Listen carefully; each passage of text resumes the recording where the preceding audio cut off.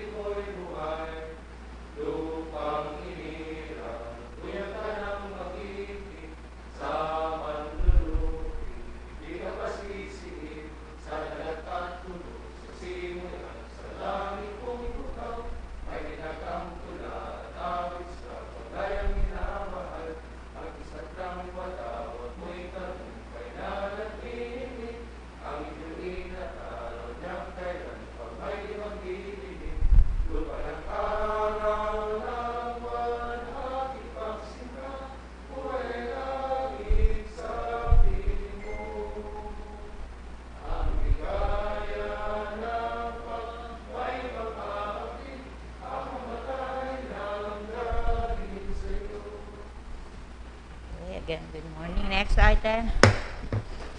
Privilege time. Anybody who'd like to avail of the privilege time? Honorable Perez and then Honorable Del Rosario.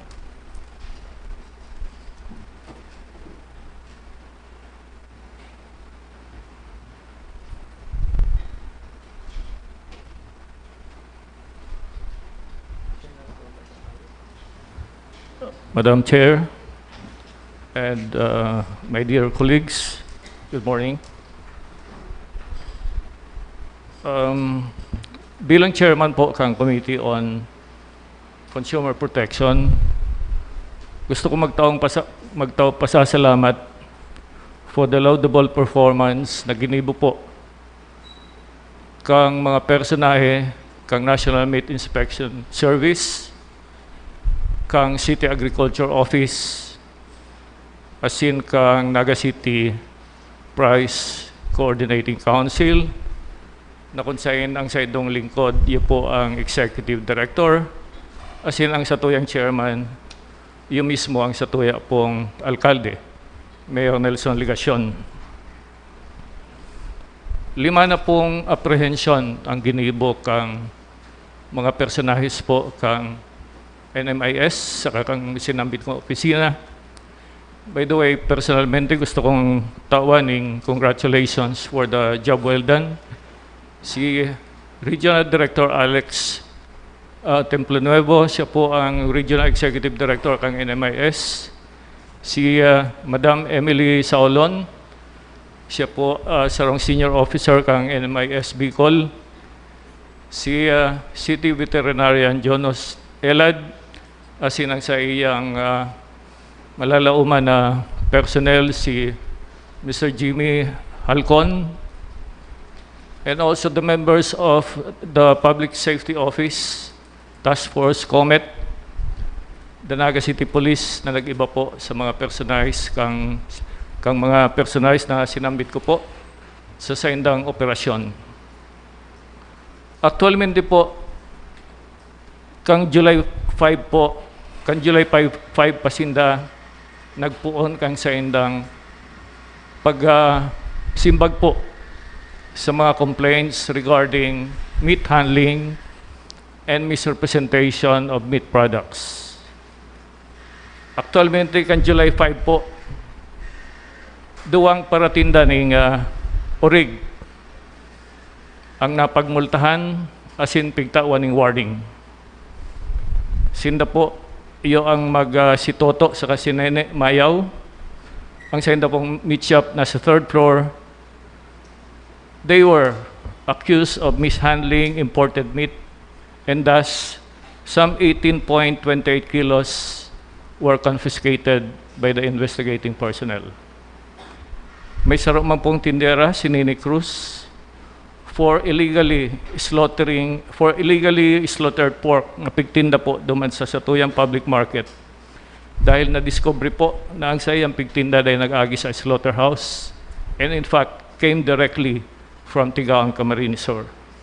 Some 32 kilos of pork were confiscated. And kaiba naman po sa operasyon itong duwang pakatinda ng damulag. Ini po kang July 5 na pigsumbong binibenta nindang karning baka. Sinda po iyo si Alex Largado sa second floor kang Naga City Public Market, asin si Aldrin Serrano. Sinda po pinagmulta asin pigtawan ng maninigong warning. Dahil po sa ikatulong pagkakataon, sinda po babawian kan sa indang lisensya.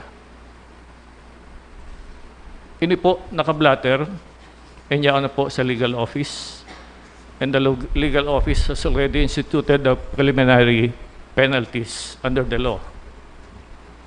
Kang July 16 po, sarupang para karne ng damulag ang nadakop na binibenta niya ang sayang produkto bilang baka.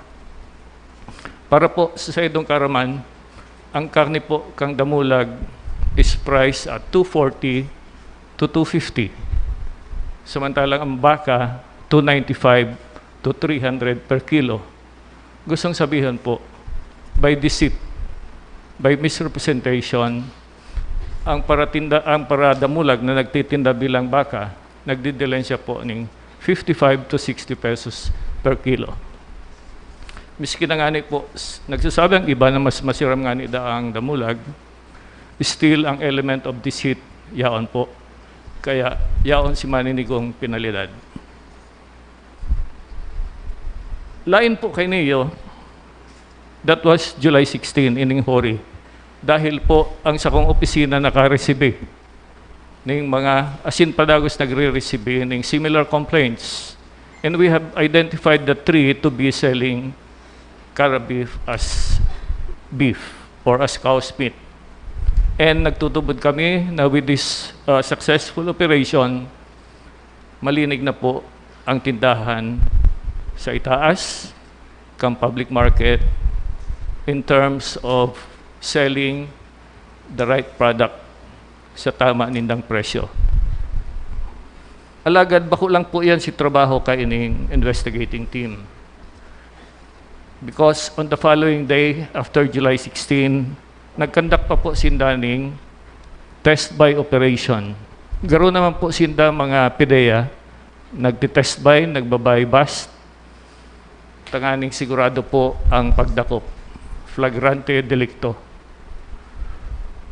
Nadakop po na nagtitinda through online ang duwa pang trader, si Jessica de la Concepcion asin si Marie Chris de la Concepcion. Ang saro po taga Quebrac, ang saro taga Berlin. Ang sayo na pong kasalan, iyo nagtitinda sila ng karne na dahil nag-agi po sa slaughterhouse ta, mayo ning meat inspection certification, and mayo sinang lisensya. Kaya nga ni po sila nagtitinda online. Gustong sabihon, bako pong frontal, bakong face-to-face sa indang pagbenta, kaya lalong suspicious po si sa indang meat product. They po pwede magtinda na mayong meat inspection certificate ng ano man na klase ng meat. It may be pork, or it may be beef, or it may be chicken. It should have a meat inspection certificate. Yan po ang plain and simple na requirement. Pag yaon po yan, mayo ka pong kasalan. That's the reason why itong saro pong nagtindang cara beef, pinagmulta lang, dahil pig-confiscate sa iyang produkto, dahil in good order man sa iyang damulag. May mga papeles po, may meat inspection report. I'm referring to Mr. Gutierrez. His documents were in order. Ang kasalan lang itong misrepresentation as beef, bakong damulag. Sinasabi ko po ini dahil yun ang po yan, kay puwantang protehiran ang welfare kan sa tuyang mga konsumidores, and kay puwan maedukar, and maaraman man po ninda na kita may ginigibo, lalo na po igdisa sa tuyang syudad, sa tuyang local government. Seryoso po kita kan sa itong mga tinao sa itong responsibilidad. Kaya po ngani, ipinapahayag ko po yun sa publiko na mas importante po sa sainda, maaraman ninda na may ginigibo po kita, and matawantang warning itong iba pang gusto maghibong sala na dahi na po ninday padagos yan, ta kami po dahi nagtuturog. Yaon po kami, asin ang satuyang mga personahe, ang mga responsible agencies. Thank you very much, Madam Chair. Good morning. Thank you, Honorable Perez. Honorable Del Rosario.